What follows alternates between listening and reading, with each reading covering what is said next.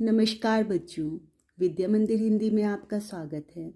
बच्चों, मैंने अपनी पिछली वीडियो में आपको हिंदी गद्य साहित्य के अनेक प्रश्न बताए थे।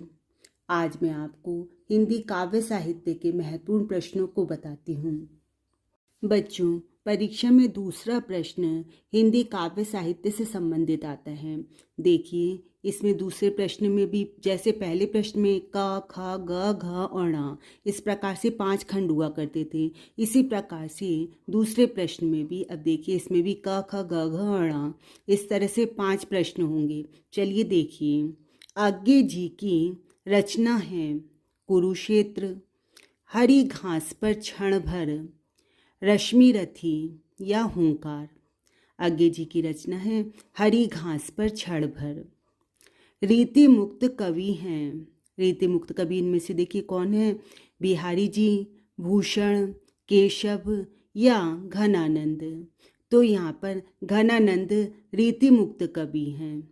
हिंदी साहित्य के किस काल को पूर्व मध्य काल कहा जाता है? देखिए, आदिकाल को, भक्ति काल को, रीति काल को या आधुनिक काल को? भक्ति काल को हिंदी साहित्य का पूर्व मध्य काल कहा जाता है। सुमित्रानंदन पंत को ज्ञानपीठ पुरस्कार मिला था।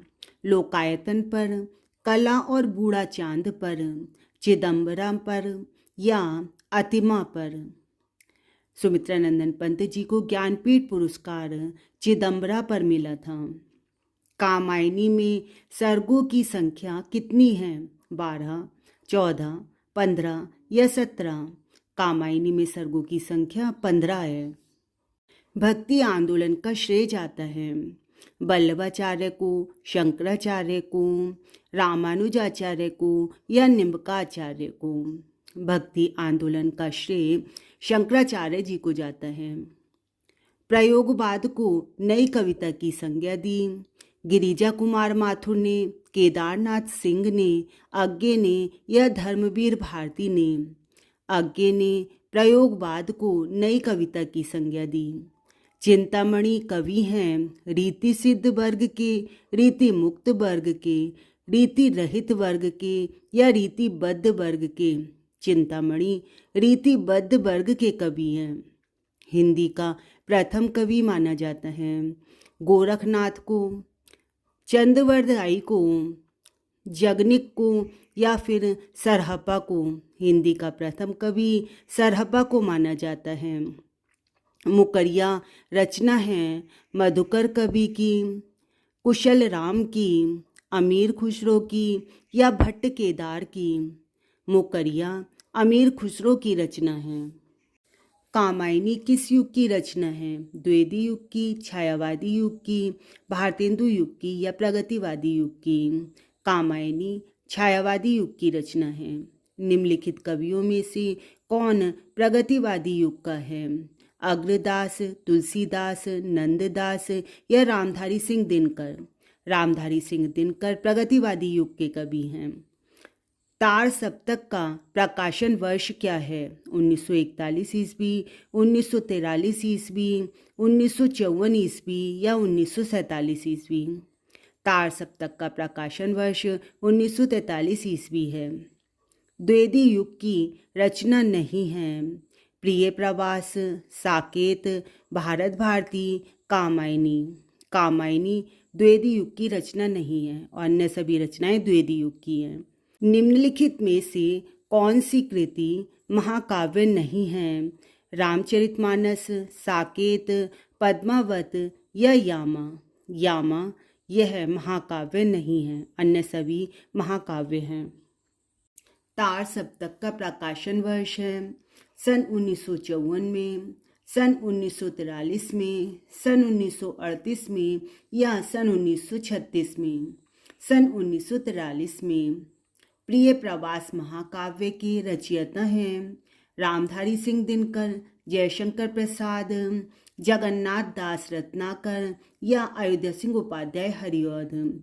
अयोध्या सिंह उपाध्याय हरिऔध प्रिय प्रवास के रचयिता हैं। झरना के रचयिता हैं जगन्नाथ दास रत्नाकर, मैथिली शरण गुप्त, जयशंकर प्रसाद महादेवी वर्मा। जयशंकर प्रसाद झरना के रचयिता हैं। ज्ञानाश्रयी भक्ति शाखा के प्रतिनिधि कवि हैं तुलसीदास, सूरदास, बिहारी या कबीरदास। कबीरदास ज्ञानाश्रयी भक्ति शाखा के प्रतिनिधि कवि हैं। निम्नलिखित में कौन सा ग्रंथ आदि काव्य का है? सूरसागर, पद्मावत, बीसलदेव रासु या आंसू।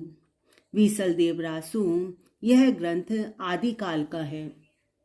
रामधारी सिंह दिनकर की रचना है परशुराम की प्रतीक्षा। ऐसा कोई घर आपने देखा है? पृथ्वी पुत्र, स्वर्ण किरण। ऐसा कोई घर आपने देखा है? यह रामधारी सिंह दिनकर की रचना है।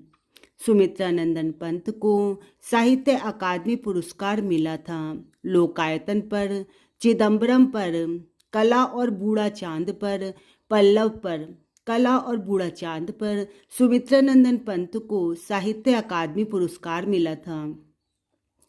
तीसरा सप्तक का प्रकाशन वर्ष है सन 1951, सन 1959, सन 1978, सन 1987। सन 1959 तीसरा सप्तक का प्रकाशन वर्ष है। वैदेही वनवास के रचयिता हैं मैथिली शरण गुप्त, महादेवी वर्मा, सच्चिदानंद हीरानंद वात्स्यायन अज्ञे या अयोध्या सिंह उपाध्याय हरिऔध। अयोध्या सिंह उपाध्याय हरिऔध वैदेही वनवास के रचयिता हैं। कामायनी में सर्गों की संख्या है 12, 14, 15 या 17। कामायनी में सर्गों की संख्या 15 है। संसद से सड़क तक रचना है मुक्तिबोध की, धूमिल की, नागार्जुन की या अज्ञे की। संसद से सड़क तक यह धूमिल की रचना है, सुदामा पांडे धूमिल की। निम्न में से कौन सी कृति रीतिकाल की है? पंचवटी, श्री रामचरितमानस, बिहारी सस्सई या परमाल रासो। बिहारी सस्सई यह रीतिकाल की है। कौन सा कवि अष्टछाप का नहीं है? परमानंद, नंददास, नाभादास या चतुर्भुजदास। यहाँ पर नाभादास यह अष्टछाप का कवि नहीं है। इसके अतिरिक्त बाकी तीनों यह अष्टछाप के कवि हैं। दीपशिखा के रचनाकार हैं रामधारी सिंह दिनकर, भगवती चरण वर्मा, महादेवी वर्मा या सच्चिदानंद हीरानंद अज्ञे। महादेवी वर्मा दीपशिखा की रचनाकार हैं। नई कविता काव्य संकलन के संपादक हैं रामेश्वर शुक्ल और डॉक्टर रामविलास शर्मा। डॉक्टर जगदीश गुप्त और रामस्वरूप चतुर्वेदी, बालकृष्ण शर्मा और रामधारी सिंह दिनकर अज्ञे और शिव मंगल सिंह सुमन। डॉक्टर जगदीश गुप्त और रामस्वरूप चतुर्वेदी यह नई कविता काव्य संकलन के संपादक हैं। नई कविता युग के कवि हैं भवानी प्रसाद मिश्र, अयोध्या सिंह उपाध्याय हरिऔध, सुमित्रा नंदन पंत, रामधारी सिंह दिनकर। रामधारी सिंह दिनकर नई कविता युग के कवि हैं। भारत भारती के रचनाकार हैं जयशंकर प्रसाद, मैथिली शरण गुप्त, महादेवी वर्मा, सुभद्रा कुमारी चौहान। मैथिली शरण गुप्त भारत भारती के रचनाकार हैं।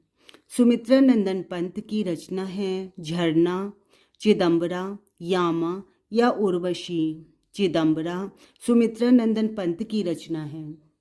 रीतिबद्ध काव्य के कवि हैं बिहारी, माखनलाल चतुर्वेदी, भिखारी दास या ठाकुर। भिखारी दास रीतिबद्ध काव्य के कवि हैं। प्रयोगवादी काव्यधारा के कवि हैं रामधारी सिंह दिनकर, सच्चिदानंद हीरानंद वात्स्यायन अज्ञे, सुमित्रा नंदन पंत, पंडित जगन्नाथ दास रत्नाकर। सच्चिदानंद हीरानंद वात्स्यायन अज्ञे प्रयोगवादी काव्यधारा के कवि हैं। अनामिका के रचयिता हैं महादेवी वर्मा, सुमित्रा नंदन पंत, निराला अज्ञे। निराला अनामिका के रचयिता हैं। छायावाद की विशेषता है इतिवृत्तात्मकता, श्रृंगारिक भावना, सौंदर्य एवं प्रेम, उपदेशात्मक वृत्ति। सौंदर्य एवं प्रेम यह छायावाद की विशेषता है। प्रयोगवादी काव्यधारा के कवि हैं भूषण, सच्चिदानंद, हीरानंद, वात्स्यायन अज्ञे, सुमित्रा नंदन पंत, महादेवी वर्मा। सच्चिदानंद, हीरानंद, वात्स्यायन अज्ञे प्रयोगवादी काव्यधारा के कवि हैं। जयचंद्र प्रकाश रचना है चंदवरदाई की, भट्ट केदार की, नरपति नाल्हे की, विद्यापति की। जयचंद्र प्रकाश भट्ट केदार की रचना है। परिमल के रचनाकार हैं सुमित्रा नंदन पंत, गजानन माधव मुक्तिबोध, सूर्यकांत त्रिपाठी निराला, महादेवी वर्मा। सूर्यकांत त्रिपाठी निराला परिमल के रचनाकार हैं। बच्चों, बोर्ड परीक्षा बहुत ही नज़दीक है। आप इन सभी प्रश्नोत्तर को आसानी से याद कर सकते हैं। इन्हें आप अच्छी प्रकार से देखिए, याद कीजिए, परीक्षा के लिए बहुत अच्छी तरह से तैयारी कीजिए। मेरी वीडियोस को लाइक और शेयर कीजिए। चैनल अभी भी सब्सक्राइब नहीं किया है तो सब्सक्राइब के रेड बटन को अवश्य दबाइए। धन्यवाद।